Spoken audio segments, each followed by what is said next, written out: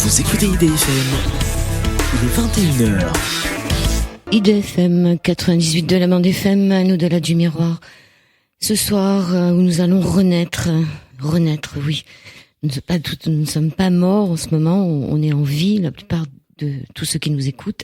Sinon, ils ne nous entendraient pas. Nous allons accueillir le docteur Gérard Vigneron, qui est docteur et qui est passionné par les thérapies du monde, qui a publié aux éditions du Relier Un médecin face à l'invisible et aussi Se guérir, un médecin à l'écoute des pouvoirs de la conscience. Là, il vient de publier, toujours aux éditions du Relier, Renaître, les choix d'un médecin face à son cancer. Nous allons parler du cancer, de cette maladie dont souffrent pas mal de gens autour de nous et qui est vraiment un fléau. Docteur Vigneron, bonsoir. Bonsoir. Je suis très heureuse de vous avoir à l'antenne avec nous. On va parler du cancer, mais avec un grand sourire, puisque vous avez fait un rêve. C'était dans la nuit, en avril. C'était dans une nuit, le rêve. Je le trouve plus. 2014, oui, c'était juste le premier rêve, parce qu'en fait, j'en ai fait plusieurs. J'en ai fait un au début de ma maladie, puis j'en ai fait un au milieu, tout moins quand j'ai considéré que j'étais guéri, je viens de refaire un dans mon dernier voyage en Inde. Donc le premier rêve, en fait, c'est un rêve qui est apparu en avril, fin avril, début mai, au mois de mai 2014. C'est-à-dire que je corrigeais, j'apportais les dernières corrections à mon précédent livre qui s'appelait donc Se guérir, un médecin à l'écoute des pouvoirs de la conscience. Bon, c'est un livre que j'avais mis 2 ans à l'écrire, ça avait duré un petit peu. Moi, l'éditeur m'avait fait un peu traîner, et puis il me dit, donc en mai 2014, il me dit, bon, apportez les dernières corrections, on va publier le livre.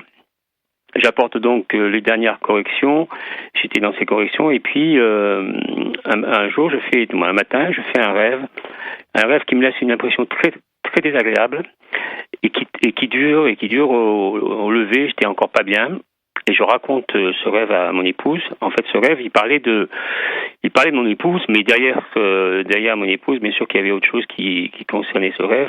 Ce rêve racontait le fait que mon épouse allait m'abandonner, et je hurlais de chagrin parce que mon épouse allait partir.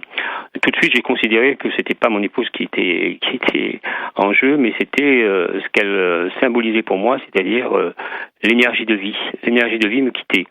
Et je raconte ce rêve donc au petit déjeuner à mon épouse, et instinctivement, comme ça, je mets ma main au niveau du cou, je porte ma main au niveau du cou, et je me rends compte à ce moment-là que j'ai des ganglions. J'ai fait un espèce de déni là pendant une semaine, c'est-à-dire que j'étais plongé dans cette dans cette correction de ce manuscrit. Je voulais finir cette correction, et au bout d'une semaine, j'ai considéré que c'était grave, et tout de suite j'ai pensé que j'avais un lymphome. Alors me demandez pas pourquoi, parce qu'il n'y avait pas. Mais sûrement parce que vous êtes médecin, sûrement. Oui, mais il y avait, en fait, quand on a des ganglions au niveau du cou, il y a d'autres explications à des ganglions au niveau du cou que le lymphome. Le lymphome, on y pense vraiment pas tout de suite. Et du reste, tous les médecins que j'ai vus ensuite m'ont dit, mais pourquoi tu penses à ça? Mais j'avais une espèce de conviction, une intuition qui m'habitait et qui me disait non, c'est quelque chose d'important, c'est un lymphome. Et le rêve qui avait vraiment laissé des traces très désagréables me confirmait dans cette impression, quoi. Je sentais que c'était important, que c'était grave. Voilà, c'était ce rêve donc qui a précédé le diagnostic. Et bien sûr que j'ai rencontré des médecins à la suite de tout ça. Je suis allé voir bien sûr les spécialistes. Et je me suis, parce que j'ai pas eu de très bons rapports avec le spécialiste, si ce n'est que c'est des spécialistes de haut vol qui font leur travail d'une précision, rien à reprocher au niveau de la précision, mais au niveau du contact humain, c'était un peu difficile. Et je me suis amusé, entre guillemets, à écrire une lettre à un de ceux que j'ai rencontrés pendant toute cette période où j'ai été patient, au deux sens du terme, et je lui ai dit que j'avais fait mon diagnostic après un rêve. Oui, vous dites que c'est un peu par provocation aussi. Un peu, oui, oui, un peu. Oui, parce que j'étais un peu dans un sentiment, moi j'avais un peu de colère, quoi, hein, parce que je considérais que j'étais pas entendu, qu'on considérait uniquement le symptôme de la maladie, mais comme on m'a jamais demandé comment je vivais cette maladie. On s'est pas interrogé, notre médecine allopathique ne s'intéresse pas au vécu des malades. Elle s'intéresse aux symptômes physiques, symptômes paracliniques avec les examens de tous les côtés, mais bien sûr que ces examens sont utiles, Ils sont utiles pour faire un diagnostic rapide, mais personne ne m'a posé une question sur le vécu de ma maladie. Et si je me considérais dans les 6 mois qui venaient ou dans les 1 an qui venaient, si j'avais si j'avais une idée d'avoir une chance de guérir, ou si au contraire je me voyais dans un cercueil. Et à mon avis, c'est quand même important de savoir ce que pense le patient de son pronostic de la maladie. Qu'est-ce qu'il en pense, comment il se voit, comment il s'imagine dans les 6 mois, dans les 1 an. Est-ce que je vais pouvoir profiter de mes petites filles ou est-ce que je serai plus là? Bon, voilà. Donc, Gérard, docteur Oui. Vigneron, bon, c'est important peut-être que le malade sache, puisse dire au médecin ce qu'il en est, mais est-ce que c'est vraiment important aussi que le médecin dise tout à son patient? Parce que pour que le patient puisse dire où il en est, faut-il encore qu'il soit au courant? Moi, je pense que ce qui est le plus important, c'est que le médecin écoute le patient. Et suivant ce que lui demande le patient, eh bien, il doit donner l'information que demande le patient avec peut-être précaution. Mais d'abord, la première étape, c'est l'écoute. Et moi, j'ai pas eu l'impression qu'on m'écoutait. J'ai eu l'impression qu'on s'occupait bien du symptôme, qu'on s'occupait bien de la maladie. Mais j'ai considéré dès le début que pour guérir, c'était pas simplement la disparition du lymphome qui était suffisante. Il fallait que je sois en harmonie à tous les étages de mon être, aussi bien au niveau physique, donc ça la médecine elle s'en occupe bien, au niveau psychique, au niveau émotionnel, et puis comme disent les Indiens, quand je vais en Inde, puisque je suis allé 3 fois en Inde à la suite de cette maladie, eh bien quand les Indiens, les médecins indiens, les médecins ayurvédiques, ils s'occupent du corps physique par le traitement qu'ils donnent, les massages, les médicaments. Il s'occupe aussi du corps émotionnel en préconisant par exemple du yoga ou de la méditation. Et du massage surtout, oui. Oui, mais c'est pas uniquement le massage. Il y a aussi beaucoup la méditation, le yoga, une forme de yoga qui s'appelle le yoga nidra, tout ça c'est très important. Et puis l'intérêt, l'objectif premier du médecin ayurvédique, c'est vraiment de permettre aux patients de revenir à la maison, c'est-à-dire de se retrouver dans cette unité, non seulement une unité intérieure avec lui-même, c'est important, et puis une unité avec ce qui le dépasse. Ça, c'est pour eux, c'est une évidence.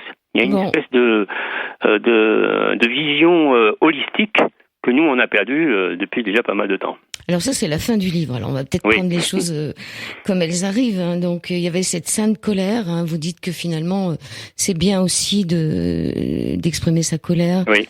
Vous avez travaillé avec des guérisseurs du monde entier. Vous avez aussi publié sur la transe, etc. Quand on a su, quand certains de vos proches ont su que vous étiez malade, certains vous disent le peu d'intérêt de toutes ces expériences que vous avez vécues puisque vous souffrez d'une affection maligne. Oui. Il y en a qui se sont moqués de vous en vous disant que ça servait à rien, c'est le cordonnier le plus mal chaussé.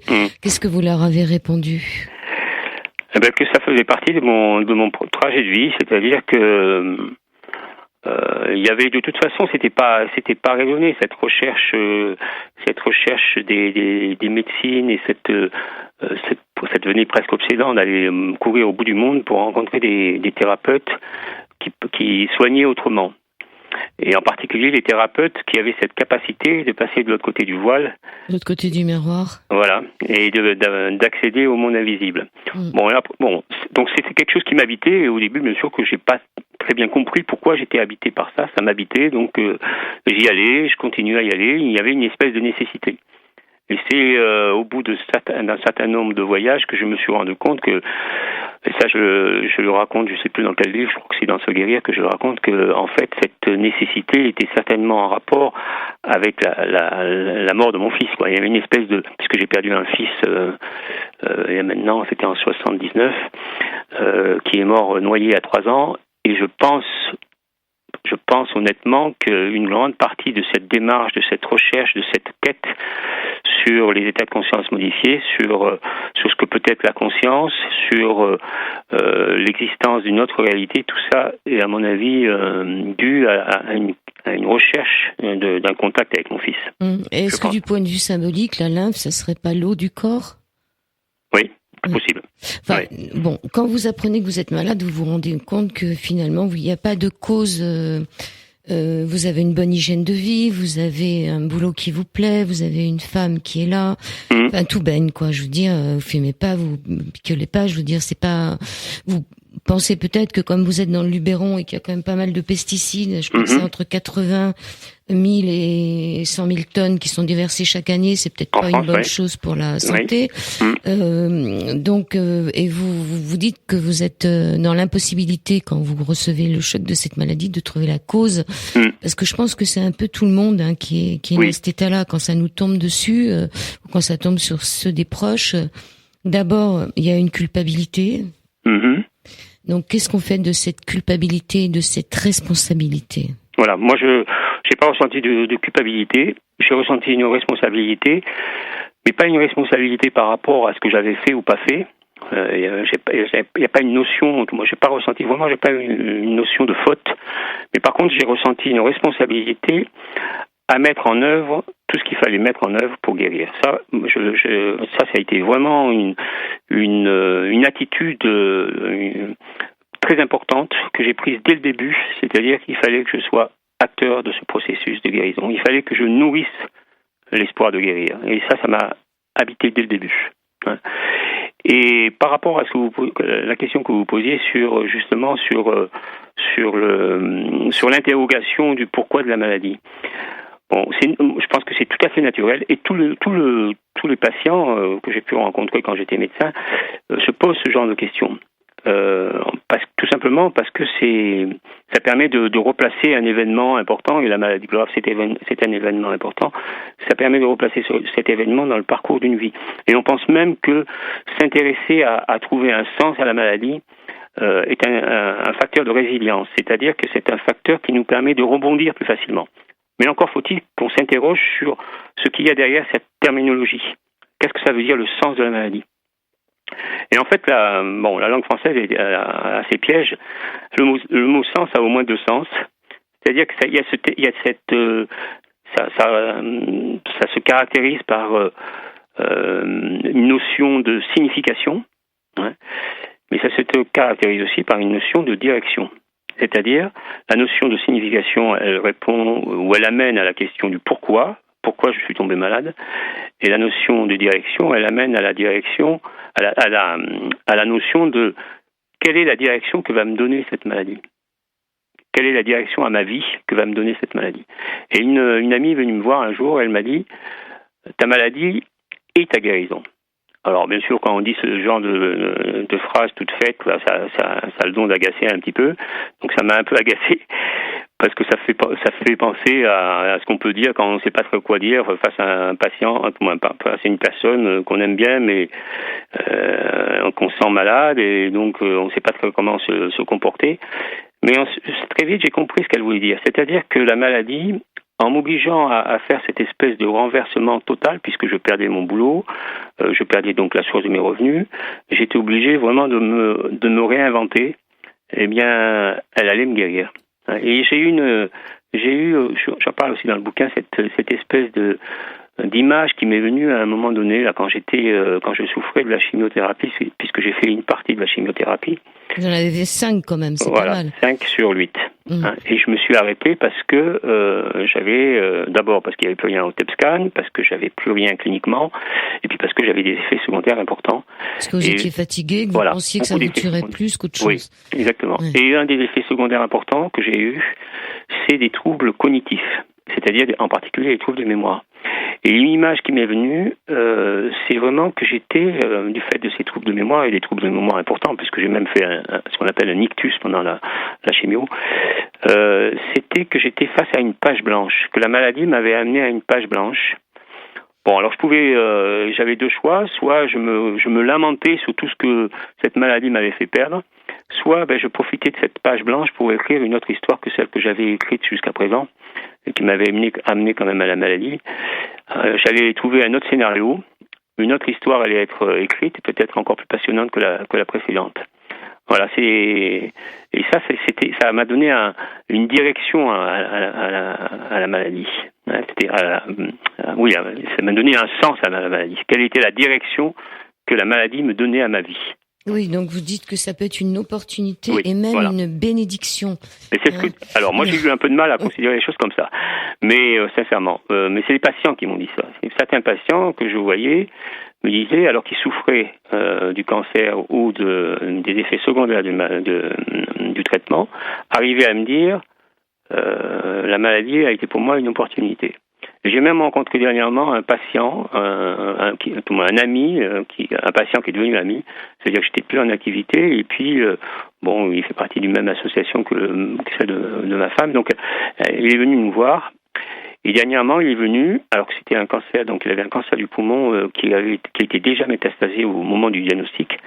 Il est venu me voir content parce que tous ses examens étaient bons et donc il était en rémission. Ces examens le TONTEP scan était bon, les marqueurs étaient bons.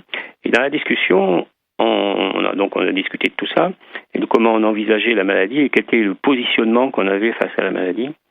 Et il m'a dit ceci, il m'a dit la maladie m'a permis de réaliser un changement radical dans ma vie. Avant, c'était boulot, dodo. Maintenant, la maladie m'a ouvert les yeux et m'a fait prendre conscience de l'urgence qu'il y avait à profiter des choses simples de la vie, mais des choses importantes, comme par exemple passer du temps avec sa femme, inviter des amis, faire un peu d'activité physique, cultiver son jardin. Et je lui ai dit alors, à ce moment-là, je lui ai dit, continue, si tu cultives ton jardin intérieur avec soin, eh bien... Et le jardin extérieur aussi, ce que vous faites chez vous dans le Luberon. Oui. Mais le jardin intérieur aussi est important, justement par des pratiques, que ce soit la méditation, que ce soit d'autres pratiques, peu importe. Mais c'est important de cultiver son jardin intérieur. On a plus de chances de récolter des beaux fruits que de laisser son jardin envahir par des mauvaises herbes. Et à la fin de la discussion, il est arrivé à me dire « Je remercie la maladie pour tout ce qu'elle a permis de changer en moi ». Alors moi, j'en suis pas là. C'est-à-dire que j'ai du mal à passer au remerciement, mais je pense quand même que la maladie a été pour moi une injonction à me transformer. Soit je continuais comme avant, je bossais comme c'est parce que je pense que ça a été un facteur important, c'est que j'étais super, comme on dit, surbooké, je savais plus où donner de la tête et je travaillais trop. Donc soit je continuais comme avant et à mon avis j'y restais, soit j'écoutais ce que la maladie voulait me dire, c'est-à-dire qu'elle me donnait un coup de pied aux fesses pour qu'enfin je change mon mode de vie et que j'écoute ce que j'étais et quels étaient mes rythmes.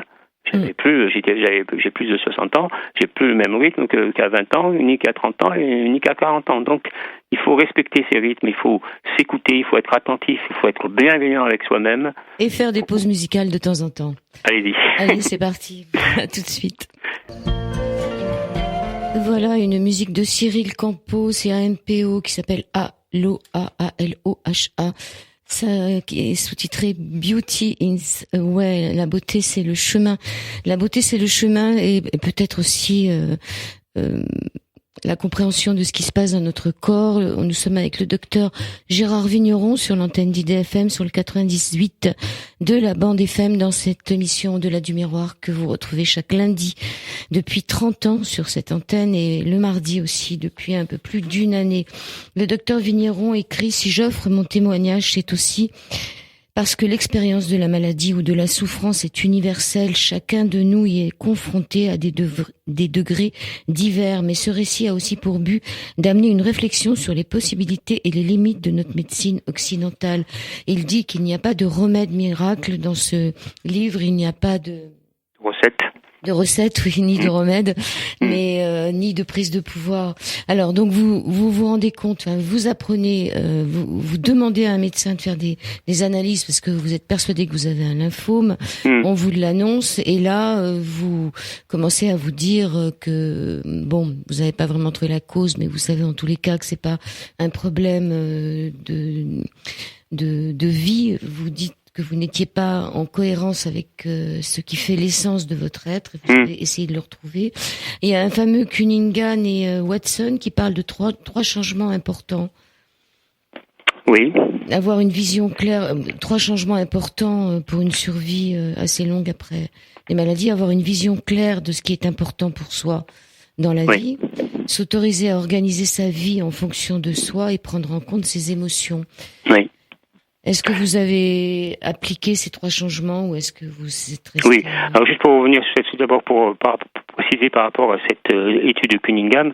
En fait, il avait pris dans son étude des patients qui étaient atteints d'un cancer dit incurable et qui avaient dépassé le pronostic de survie, pour certains de 4 ans et pour d'autres de 15 ans. Donc il avait cherché à comprendre qu'est-ce qui s'était passé pour ces patients, qu'est-ce qu'ils avaient pu réaliser, qu'est-ce qu'ils avaient pu transformer pour déjouer ainsi le pronostic de la médecine. Et donc il était arrivé à cette conclusion qu'ils avaient réussi à mettre en place 3 changements importants, 3 changements majeurs, ceux que vous venez de citer, donc avoir une vision claire de ce qui est important pour soi dans sa vie, s'autoriser à organiser sa vie en fonction de soi, de ses besoins, et prendre plus en compte ses émotions, ses sentiments. Bon, ben oui, c'est vrai que c'est comme vous le disiez, par rapport à mon mode de vie, ça n'avait pas grand-chose à changer, puisque j'ai un mode de vie quand même relativement bon, c'est-à-dire que je sais ce qu'il faut ou pas manger, je suis végétarien depuis plus de 40 ans, je fais une activité physique, mais par contre, certainement que je n'étais pas suffisamment à l'écoute de ce qui fait mon essence, à l'écoute de mon être le plus profond. Oui, et puis donc, vous expliquez bien dans votre livre quand même que les médecins et tous les personnels soignants sont quand même confrontés à ces malades, qu'il y a énormément de dépression, il y a et de suicide. Oui, tout à fait. 3 fois plus que la population générale. Oui, et puis vous donnez l'exemple de ce malade à qui vous dites d'arrêter de boire, arrêter de fumer, de faire de l'exercice, qui vous écoute pas, et puis le jour où vous lui vous lui donnez où il a un diagnostic de cancer, il se met à genoux devant vous en vous disant docteur, sauvez-moi. C'est-à-dire il y a aussi toute cette notion du patient qui attend tout du médecin, et l'intérêt de ce livre aussi, c'est de se dire que le malade a aussi une importance très importante dans sa guérison. Tout à fait. C'est la place, à mon avis, c'est la place principale. Se positionner face à la maladie est un facteur. Je pense que ça ne veut pas dire qu'il faut pas prendre la chimiothérapie ou pas prendre les traitements qu'on nous propose, mais ce positionnement, à mon avis, va faire la différence. Je l'ai suffisamment remarqué chez les patients, ceux qui avaient ce positionnement par rapport au corps médical, mais par rapport aussi au corps médical, ça veut dire se poser des questions, être tout simplement acteur et non pas passif, mais aussi par rapport donc à la maladie, rester acteur envers et contre tout et en toutes circonstances. Eh bien, ce positionnement est déjà un positionnement guérissant. On se met déjà dans la voie de la guérison. Alors après, il y a tous les traitements qui sont des fois difficiles à supporter et qui peuvent donner cette impression de miner l'espoir de guérir. Parce que moi, je pense que les traitements chimiothérapiques, les effets secondaires des traitements chimiothérapiques sont mal évalués. Ils sont importants et mal évalués. Et c'est difficile à ce moment-là de nourrir l'espoir de guérir. Donc il faut avoir vraiment un positionnement avec beaucoup de conviction. Comment faire justement pour que cette envie de guérir ne s'émousse pas face aux coups de boutoir provoqués par la chimiothérapie? Comment vous avez fait, vous? Alors déjà ce que je dis là, il y a eu des études qui ont montré que c'était important d'avoir un environnement, ce qu'on appelle un environnement soignant. Alors qu'est-ce que ça veut dire? Qu'est-ce que c'est? L'environnement soignant, c'est déjà choisir un oncologue en qui on a confiance, choisir un oncologue qui nous écoute, qui prend le temps. Alors c'est vrai que c'est pas facile, parce qu'en ce moment, en particulier, en médecin hospitalier, en vous disant ceci, je vais vous montrer aussi mon cheminement personnel. C'est-à-dire qu'au début, j'ai eu donc de la colère vis-à-vis des médecins hospitaliers, et puis maintenant j'ai beaucoup plus de compassion, parce qu'on leur demande beaucoup et ils donnent beaucoup. Bon, mais ceci dit, c'est vrai que c'est important de créer un minimum de lien avec son oncologue pour que l'on puisse être en toute confiance. Ça, c'est un premier point. Deuxième point, c'est d'être entouré par ses proches. On sait pertinemment que la personne qui affronte l'épreuve du cancer toute seule a un pronostic de survie beaucoup moins important que celle qui est accompagnée, qui est entourée par ses proches. Encore faut-il que les proches soient à la hauteur, si c'est tout à fait. Qu'ils ne soient pas imprégnés d'une angoisse, parce que c'est vrai que le cancer, c'est quand même encore associé à une mort prochaine, à l'idée d'une mort prochaine. Donc ça, il vaut mieux éviter les personnes qui sont imprégnées de cette peur, de cette angoisse, pour se protéger, parce que on est fragile dans cette période-là.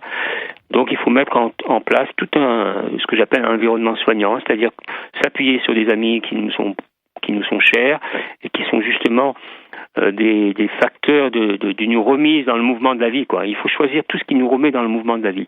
Alors ça peut être des choses simples, c'est-à-dire passer son temps à faire une contemplation dans son jardin. Ça paraît cuculapraline, mais on sait que neurologiquement, ça a une action, ça change les connexions au niveau de notre cerveau, ça empêche cette espèce de rumination qui crée de l'anxiété, ou qui crée de la peur, qui crée même peut-être des fois du désespoir. Et au contraire, ça crée des stimulations de certaines connexions neuronales qui nous mettent dans un état de bien-être. Donc il y a des choses toutes simples à faire qui sont importantes. Donc l'environnement soignant, c'est les personnes qui nous entourent, les thérapeutes. Les thérapeutes, ça peut être le médecin, mais on peut faire aussi appel à d'autres thérapeutes, un homéopathe, un acupuncturiste, un magnétiseur. Bon, j'ai fait appel à un magnétiseur, ça m'a pas fait grand-chose, franchement. Mais par contre, j'ai fait appel à un homéopathe, j'ai fait appel à une acupuncture, et puis je suis parti en Inde. Parce que je considérais que là-bas, alors je dis pas que c'est vrai pour tout le monde, je dis pas il faut partir en Inde pour se soigner. C'est pas ça, ce sera la dernière partie de l'émission, parce que ça va aller vite. Non, mais c'est important.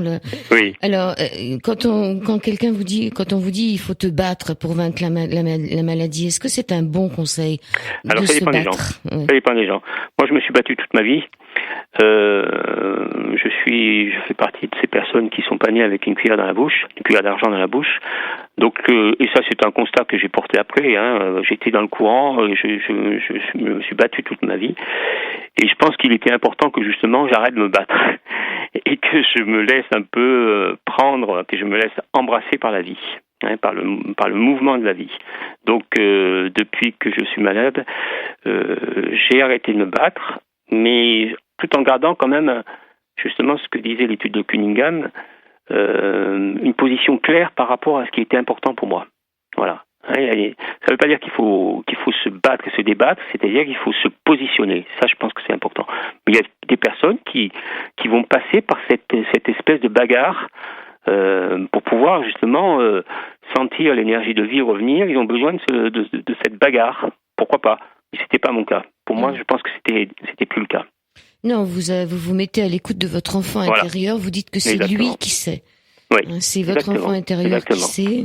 Voilà. Donc, par rapport à la question que vous posiez tout à l'heure, il faut multiplier ces moments où on est. Pour moi, c'est mon expérience. J'ai multiplié ces moments où justement je suis à l'écoute de ce qui se passe à l'intérieur de moi. On peut appeler ça l'écoute de cet enfant à l'intérieur qui en sait sur moi beaucoup plus que ce que moi je peux savoir consciemment sur moi-même.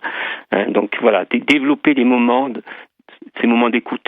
Alors ça peut être des moments de silence, ça peut être des moments de partage avec des gens qui sont sur la même longueur d'onde, ça peut être des moments dans la nature, des moments où je marche dans la nature, et ça c'est important pour moi, ça a été important. Même pendant la chimio, j'ai continué à faire mes 3 quarts d'heure de balade par jour avec une canne quand j'étais incapable de marcher. Et c'était pour moi important de me baigner dans l'énergie que je retrouve dans la nature et dans la quiétude, dans la paix que je trouvais dans la nature. Alors pendant la chimio, vous continuez à marcher, c'est l'importance du sport, c'est-à-dire de faire marcher la machine, mais il y avait aussi ce passage où vous prenez un casque et vous écoutez de la musique pendant la chimio, et il y a aussi une femme à côté de vous qui est extraordinaire. Ah oui, j'ai encore eu des nouvelles dernièrement. Alors qu'elle était condamnée, celle-là. Oui.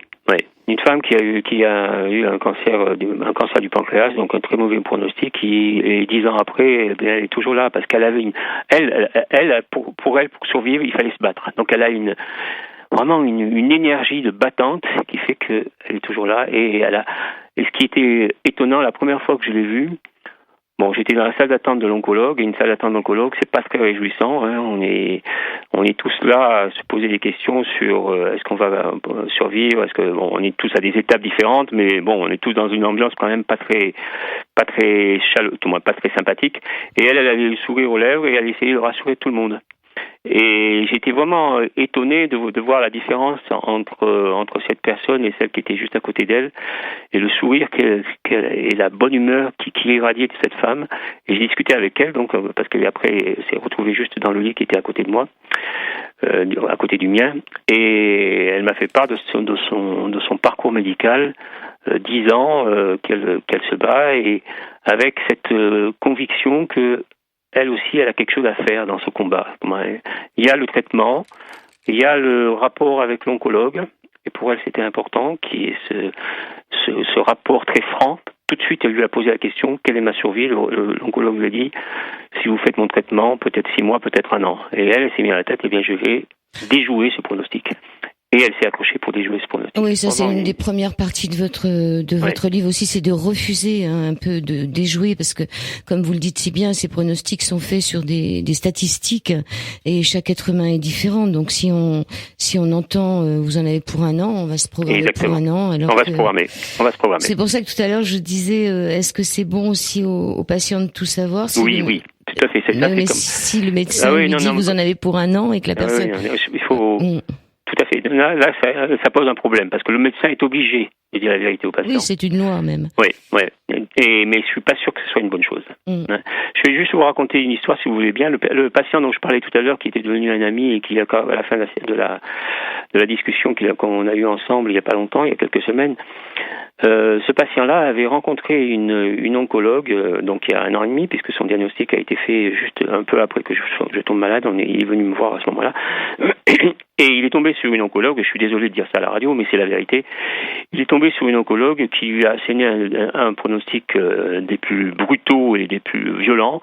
Il lui a dit, texto, il lui a dit, je voudrais pas me tromper, il lui a dit, ça sent pas encore le sapin, mais on n'a plus beaucoup de temps. Bah oui, ça presse. Bon. En plus c'était un peu vulgaire comme Thomas. Et que lui, il était en état de sidération, c'est-à-dire qu'il était vraiment dans une espèce de stress post-traumatique. Il avait peur de mourir, Et c'était juste au moment de sa maladie, on lui annonce qu'il a un cancer du poumon qui est métastasé. Il entend donc, ça sent pas encore le sapin, mais il n'y a plus beaucoup de temps. Et bien son cerveau, il entend. Ça va sentir très vite le sapin. Ah bah oui, il n'y a plus beaucoup d'espoir. Oui, puisque vous dites que finalement, attendez, je l'ai noté parce que je trouvais ça vraiment intéressant. Vous dites que le cerveau a tendance à écouter les choses négatives. Oui. Donc, quand on est dans cet état de sidération, on peut pas avoir ce recul suffisant pour justement prendre un peu de distance. Et lui, il s'est pris ce pronostic en pleine figure. Et même si c'est pas par rapport au cancer, je sais pas si vous avez lu ce livre qui est de Claude Pinault il s'appelle J'ai décidé de me guérir, j'ai décidé de me battre, et il parle aussi du pronostic. C'est un monsieur qui a eu un syndrome de Guillain-Barré, donc qui s'est caractérisé par une paralysie complète, et il tombe sur un neurologue qui lui dit monsieur, quand il y a plus de jus, il y a plus de jus, donc vous ne marcherez plus. Oui, ben c'est ça. Et lui, il a décidé, il dit une chose très juste, il a décidé de mettre du doute dans l'irrémédiable. Oui, et il dit encore une autre chose, j'ai décidé de choisir l'espoir, la lueur d'espoir, et d'oublier le mauvais pronostic. Et ben ça, je pense que c'est important. Oui, puis alors, est-ce que les médecins croient au miracle? Ça, c'est une autre histoire. Mais bon, finalement, c'est peut-être aussi le miracle à l'ancienne. C'est-à-dire se donner la possibilité d'avoir un miracle par rapport à une autorité suprême. Peut-être. Vous parlez de Norman Cousin, là Oui, qui lui, c'était sur le rire. Oui. C'est-à-dire qu'il a décidé il a embauché une infirmière qui était chargée de lui passer des films comiques pour se retaper. Et c'était pas un cancer, c'est une spondylarthrite ankylosante, mais quand même une maladie auto-immune importante. À ce moment-là, il n'y avait pas de traitement. Donc il a fait une cure de vitamine C. Bon, je suis pas sûr que ce soit la vitamine C qui l'ait guéri, mais par contre, il a fait une cure aussi de rire. Et ça, je pense que c'est important. C'est important de côtoyer pendant toute cette période de la chimio, moi c'est ce que j'ai fait, pendant la chimio et pendant la convalescence, de côtoyer des gens qui vous maintiennent dans le mouvement de la vie, parce que si c'est pour voir une personne qui porte le masque qui annonce la mort, il faut pas. C'est important de se protéger.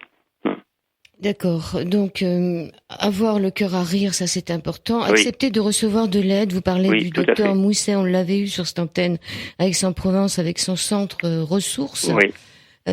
Pour ceux que ça intéresserait, il y a aussi le docteur Anne-Marie Giraud qui a écrit, qui est dans le sud. qui a écrit lui l'essentiel et cancer. Malheureusement, elle n'a pas le temps de faire des émissions, mais pour ceux que ça intéresse, il y a donc un livre Huile essentielle et cancer du docteur Anne-Marie Giraud. Donc accepter de recevoir de l'aide, c'est pas toujours facile. Hein. Non, c'est pas facile. Surtout pour un médecin, peut-être. Exactement. Surtout pour un médecin. C'est aussi, ça sort aussi dans les statistiques, c'est-à-dire que ce sont les personnes, les thérapeutes, ceux qui sont chargés d'aider les autres, qui sont le moins prêts à être aidés. C'est une espèce de paradoxe. Donc il faut, pour moi, en tant que médecin, eh bien c'est vrai qu'il fallait que je fasse cette démarche d'accepter d'être aidé. Donc j'ai accepté d'être aidé par mes amis, accepté d'être aidé aussi par les thérapeutes. Et dès le début, quand j'ai vu le spécialiste du lymphome à Marseille, puisque je suis dans la région du Sud-Est, dans le Luberon.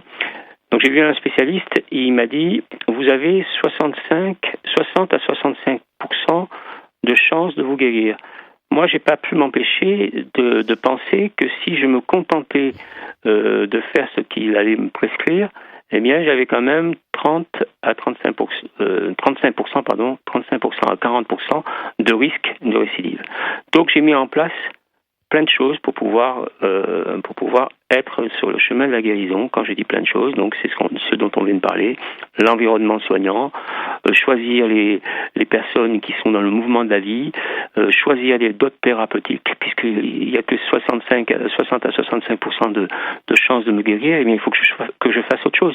Donc d'autres approches thérapeutiques, mais aussi développer un état intérieur différent de celui qui m'avait mené à la maladie. Donc faire de la méditation, faire du yoga, faire de la sophro. C'est ce qu'on verra en troisième partie de l'émission. Alors, puisque vous avez proposé qu'on rit, on va peut-être le faire un petit moment. Allez, ça fait du bien. Moi,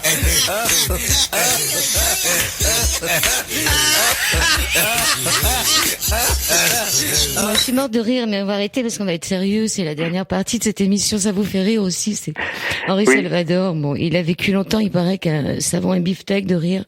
Donc, moi, ça m'a amusé. Bon, j'espère que c'est pour tout le monde. On va être sérieux. Dernière partie de cette émission sur Au-delà du miroir où nous parlons de renaître les choix d'un médecin face à son cancer, le docteur Gérard Vigneron, qui, on peut dire, depuis, ça vous est arrivé en 2014, cette histoire, oui. On est en 2016.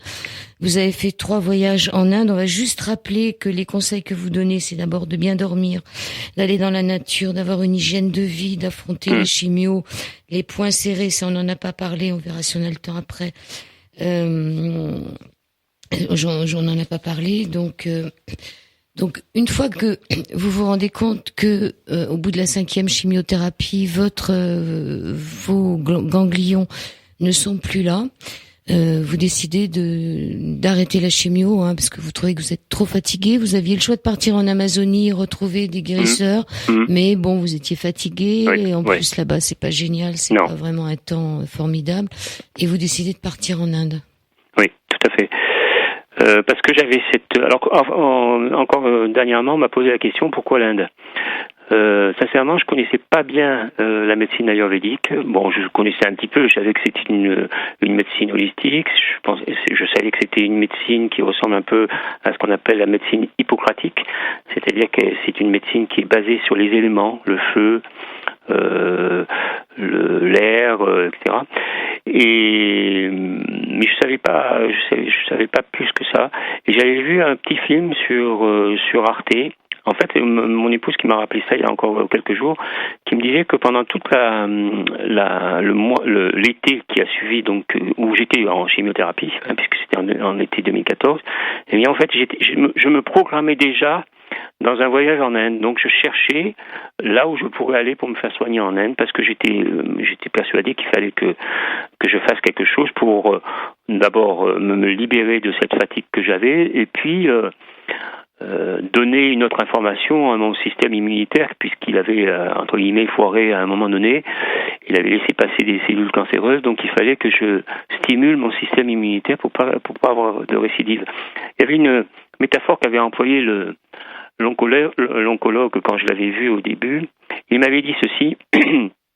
Il m'avait dit, la forêt est en train de brûler, donc il va falloir prendre de grands moyens Mais après, il faut que tu te débrouilles pour semer d'autres espèces d'arbres pour que la forêt soit plus résistante au feu. Eh bien, donc j'ai mis en place tout ce qu'il fallait pour semer d'autres espèces. Et l'Inde a fait partie de ce processus. Alors encore une fois, c'est mon expérience. Je dis pas qu'il faut tous partir en Inde. Mais j'avais regardé donc ce film sur Arte qui montrait une femme française. Je sais pas si vous l'avez vu. Ça s'appelle Mon médecin indien. Et c'est le parcours d'une femme qui avait un cancer du sein, une femme française, qui se dispute un peu avec tous les oncologues en France. Parce que chacun lui donne une thérapeutique différente, et puis finalement, elle se fait opérer du sein, et puis elle part en Inde, et elle revient en France, entre guillemets guérie. Elle va voir le dernier oncologue, et le dernier oncologue, qui est un professeur, je ne me rappelle plus son nom, de Paris, lui décide de partir avec elle. Et le petit film raconte cette histoire, ce voyage de cet oncologue qui a l'esprit suffisamment ouvert pour pouvoir s'intéresser à d'autres médecines, et qui écoute ce que peut dire un médecin ayurvédique de son approche du cancer. Voilà. Alors, vous dites que finalement, cette médecine ayurvédique, pour eux, nous faisons partie intégrante du cosmos. Donc, ils nous travaillent un peu en fonction des étoiles aussi. Moi, ça me plaît bien. Est-ce que vous pouvez raconter l'histoire du maître zen? Parce que pour aller là-bas, finalement, vous avez dû lasser beaucoup de choses. Vous avez appris à être patient, etc., à vider un peu le verre. Racontez l'histoire du maître zen. Alors, le maître zen, c'est l'histoire d'un grand lettré, un professeur d'université, qui vient voir un maître zen, et le maître zen lui offre le thé, et le grand professeur parle, il continue à parler, il ne s'arrête pas de parler, et le maître zen remplit la tasse et continue à remplir la tasse jusqu'à ce que la tasse déborde, et le grand professeur lui dit: mais vous voyez pas que vous êtes en train que ça déborde de tous les côtés? Et le maître zen lui dit tranquillement: bien oui, la tasse déborde, votre esprit aussi. Exactement. Comment voulez-vous que je vous enseigne si vous avez l'esprit si plein? C'est ça. Ouais. Donc vous avez dû là-bas. Alors c'est intéressant votre voyage justement en Inde, parce que au départ vous supportez pas, hein, c'est très très dur pour vous. Je me dis, qu'est-ce que je vais faire là-bas dans un hôpital indien? C'est apprendre à ne rien faire surtout. Voilà. Et qu'est-ce que je vais faire? Et ne rien faire, justement. C'est ce qu'on va me demander de faire, ne rien faire. Et au début, c'est vrai que c'est difficile. L'ennui, je goûte à l'ennui. Bon, c'est pas facile. Puis petit à petit, eh bien, justement, je me mets plus dans un état d'être, dans une écoute intérieure, qui fait que finalement, à la fin, quand mon épouse me téléphone et me dit: t'es content de rentrer? Je suis peut-être un peu vexé, mais je lui dis: écoute, je sais pas, j'ai trouvé une autre façon d'être, je suis bien avec moi-même, alors qu'avant, certainement, que j'étais trop stressé, et donc je prenais pas le temps de me poser. Et c'est ce que j'avais dit à mon épouse juste avant de tomber malade. Racontez-nous une journée type là-bas. C'est un réveil assez matinal quand même. Oui. Alors le premier séjour, puisque les deux autres séjours ont été encore plus intéressants. Mais le premier séjour, c'était réveil à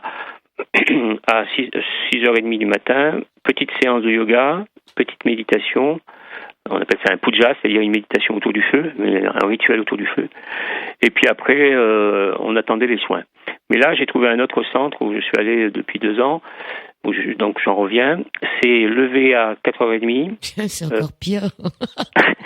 Mais c'est très intéressant. C'est un autre rythme. À 5h, il y a cette méditation autour du puja, là, autour du feu. Qui n'est pas obligatoire, vous l'écrivez. Qui n'est pas obligatoire. Rien n'est obligatoire, mais ça fait quand même partie des soins. On nous fait comprendre que ça fait partie des soins. Et c'est aussi important que les massages. Pour eux, c'est aussi important que les massages. Alors les massages, c'est quand même. C'est costaud aussi. Hein.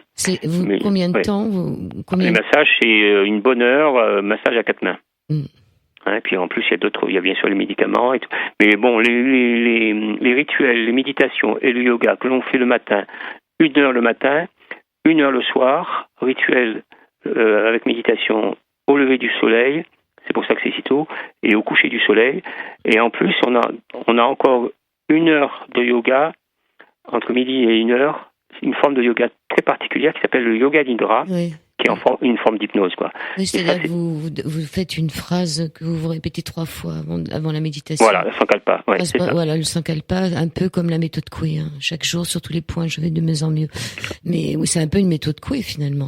plus qu'une méthode Coué parce que on est dans un état particulier quand même. Quand on a fait du Yoga Nidra, il y a une petite introduction qui nous met dans un état d'auto-hypnose en fait, où on est en état hypnotique. Et à ce moment-là, on se fait tout simplement ce que vous avez raison, c'est une suggestion qu'on se répète 3 fois mentalement, et puis après on va faire ce qu'ils appellent une rotation de la conscience pour créer encore un état de confusion encore plus profond et pour qu'il y ait plus de filtre du mental qui arrête le processus. Ouais. Donc un corps sain dans une tête saine, hein, c'est important de faire marcher tout ensemble. Oui.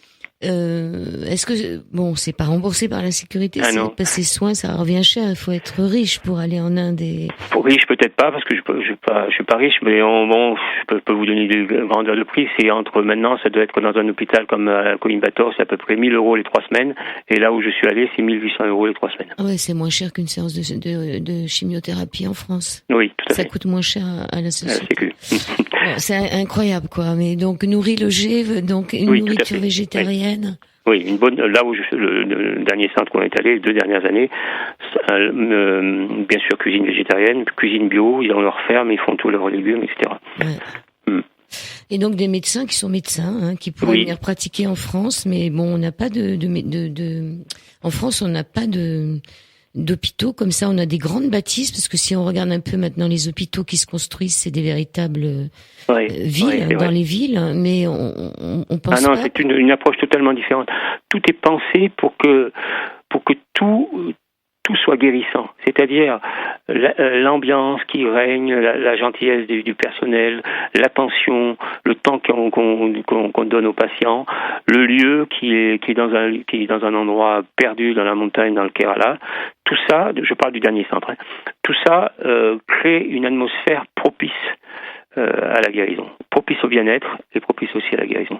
Et ça, c'est vrai que, je le dis aussi dans le livre, ma première approche de la salle d'attente de l'oncologue, c'est mortifère que ça en peut plus, quoi.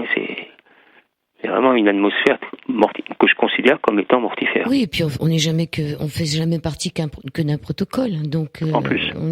c'est très protocolaire. Oui. Alors, ce que j'ai aimé dans votre livre, c'est qu'à la page 177, vous êtes passé de l'autre côté du miroir à un moment, comme vous le dites, pour vous en sentir bien, vous vous mettiez devant la nature et cette nature nous conduit à l'intelligence qui s'exprime à travers les différentes facettes de la beauté du monde sensible. Sans crier garde, mes yeux s'ouvrent tout à coup à l'invisible. Le temps d'un instant, je discerne ce qu'il y a derrière le paysage, ce qui se trouve en arrière-fond, ce qui lui donne de la profondeur et de la densité. Un changement d'état me permet de passer de l'autre côté du miroir et d'appréhender la réalité de façon totalement différente. Ce qui est invisible au regard ordinaire alors se dévoile. Gérard Vigneron, cette maladie, elle vous a permis de faire le pas, de passer derrière ? Je pense sincèrement que j'ai fait l'expérience de quelque chose de... Cette maladie m'a amené à faire une expérience fondamentale, je pense. Alors, j'ai du mal à mettre les mots là-dessus. Oui, vous le dites dans votre livre, vous avez dû mourir pour renaître, puisque c'est le titre du livre. Parce que la chimio, c'est une mort programmée. Oui, c'est une mort symbolique. Pour moi, ça a été vraiment une mort symbolique. Et à partir de là, j'ai trouvé le moyen de rebondir, de renaître. Alors, ce qui me permet de reposer la question que j'avais pas posée tout à l'heure, est-ce que devant la chimio, on doit se cramponner, serrer les poings ? Comment l'accepter, cette chimio, finalement, pour qu'elle fasse partie, puisque vous avez accepté le protocole, comment faire pour être en osmose avec cette chimio qui est là pour nous détruire ? Justement, là, il y a aussi ce qu'on appelle les exercices de visualisation, pour que la chimio ne soit pas considérée comme une ennemie, qu'on arrive à transformer. Moi, au début, j'ai allé les poings serrés. Et puis, il y a ma fille un jour qui me dit « sois positif ». Donc, je l'ai entendu et je me préparais avant chaque chimio. Donc, je me mettais le casque sur les oreilles. Et quand j'étais sur le lit avec la chimio qui me traversait les veines, qui circulait dans mes veines, eh bien, je faisais ce qu'on appelle de l'auto-hypnose avec des exercices de visualisation, qui me permettaient considérer la chimio autrement, d'arriver à en faire, c'est peut-être un grand mot, mais arriver à en faire une amie, quoi. Ou tout au moins pas une ennemie. Déjà. Et puis, vous parlez de l'oubli aussi. Vous êtes convaincu que l'oubli participait à l'impression de mort symbolique et faisait partie du processus de déstructuration nécessaire à une renaissance. En un mot, il vous fallait symboliquement oublier qui vous étiez pour que vienne la renaissance. Puis finalement, vous avez décidé de mettre à profit ce déficit. C'est-à-dire, il faut oublier un peu qui on était avant. Il faut arrêter de ruminer. Exactement. C'était mieux avant. Ah oui, il faut arrêter de s'accrocher au passé, de l'interroger sans cesse, mais plutôt s'ouvrir à ce futur qui se présente devant nous, avec tous ces possibles qui se présentent. Et en fait, j'ai pas eu beaucoup d'efforts à faire parce que je vous disais tout à l'heure, j'ai fait donc pendant la chimio un ictus. Alors pour les auditeurs, un ictus, c'est pas vraiment un accident vasculaire cérébral, mais c'est un spasme cérébral vasculaire qui fait que le fait est le suivant. Ma fille vient un soir, m'offre un cadeau, et pendant toute la nuit, je me demande, mais qui c'est qui est venu? Quel est le cadeau? On m'a fait un cadeau, j'ai l'impression qu'on m'a fait un cadeau, mais je sais plus qui c'est, et je sais pas quel est le cadeau. Et le matin, je me lève, je demande à mon épouse, qui c'est qui est venu? J'ai l'intuition qu'on m'a fait un cadeau, mais je me rappelle que de ça. Elle me dit, c'est ta fille qui est venue, qui t'a fait un cadeau. Donc j'ai eu cet ictus qui, a été quand même pour moi assez douloureux à vivre, puisque j'avais vraiment l'impression de perdre toutes mes capacités intellectuelles, et donc pour moi s'effondrait la possibilité de pouvoir reprendre un jour le boulot de médecin, quoi. Donc ça a été quand même très douloureux. Et bien de cet ictus, et puis de tous les oublis qui ont été liés à cet accident, j'ai renouvelé un deuxième accident quelque temps après, et puis j'ai fait le choix d'oublier tout ce qui s'était tout ce qui était peut-être source de souffrance pour diriger mon attention, pour amener mon esprit à se pencher vers ce qui était intéressant pour moi et vers ces possibles qui se dessinaient à l'horizon. Voilà. Donc l'oubli, ça peut être intéressant. Oui, c'est pas facile. Bon, en tous les cas, c'est un merveilleux livre d'espoir, puisque avant de faire cette émission, je vous ai demandé où vous en étiez. Vous m'avez dit que vous revenez d'Inde et bon, pour l'instant, vous êtes guéri. En rémission. Je suis en rémission. Pour un médecin, je suis en rémission. Pour la médecine, je suis en rémission. Et quand est-ce qu'ils se diront que vous êtes guéri? 5 ans. Il faut 5 ans. Donc, ouais. Mais dans ma tête, il y a déjà des choses qui me permettent de penser que je suis sur le chemin de la guérison. C'est celui qui rit qui est gai. Alors voilà, on va rire ensemble. Très bien, merci. Merci donc Renaître, tout simplement le nom Renaître du docteur Gérard Vigneron Aurelier, pour les accompagnants, pour des médecins aussi s'ils avaient envie de savoir comment ça se passe, et pour des patients, pour tout le monde. Un mot juste pour terminer l'émission, une phrase. L'espoir. Gardez l'espoir. Nourrir l'espoir. Ouais. Profiter de chaque moment de la vie pour cultiver le bonheur et nourrir l'espoir. Et moi, je voudrais rappeler vraiment l'importance du toucher, parce qu'on n'en a pas assez parlé. Si vous pouvez masser les gens qui sont pas bien. Les gens, touchez-les. Ouais. Ça fait pas de mal. Merci à vous en tout cas. Merci à vous. À dans 5 ans. Merci. Merci. Au revoir, bonne soirée. Au revoir. Quand je sortirai de mon corps, comme un papillon, mieux encore, pour m'envoler vers d'autres ciels et découvrir d'autres soleils.